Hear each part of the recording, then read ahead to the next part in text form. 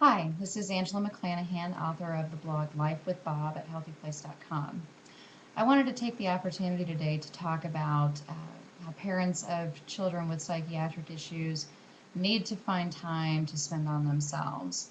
Um, a lot of people say you need to get a hobby. Well, some of us don't feel like we have time to have hobbies between taking care of our children and just trying to make sure that they can get through a day.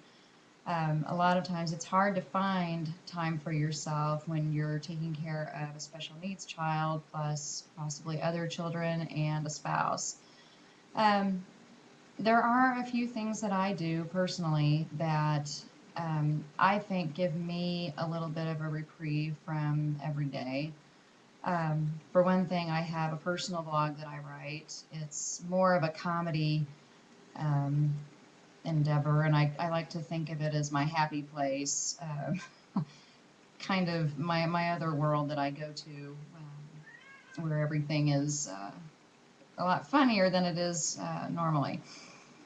Another thing that I like to do, and this kind of goes along with the blog, I do a lot of sewing, and the personal blog kind of gives me an opportunity to showcase the things that I make.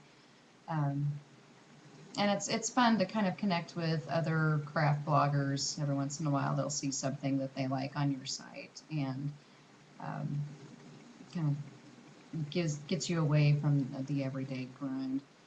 Um, Another thing, and I think this is really important for any parent, um, physical activity. I run. I say I run. It's probably more like a slow jog, but um, I try to do that at least 3 times a week, sometimes more if I can fit it in. Um, I never considered myself a runner, but honestly, in the last year or so that I've been making that part of my life, it's it really gives me a feeling of achievement because it's not something I've ever been able to do. I've never been an athletic person.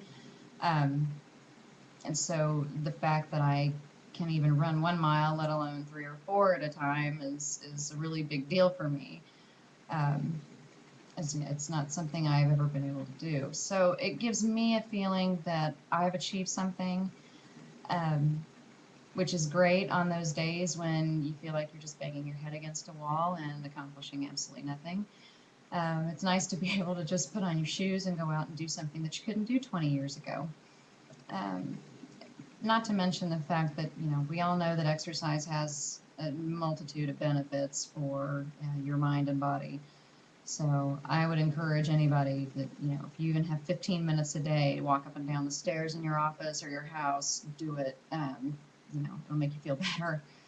Um, so that's just a few things that kind of keep me from falling off the edge, so to speak.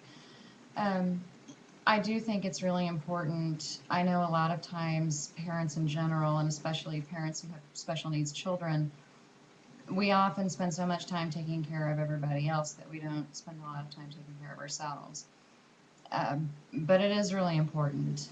You know what the old saying is, if mama ain't happy, ain't nobody happy.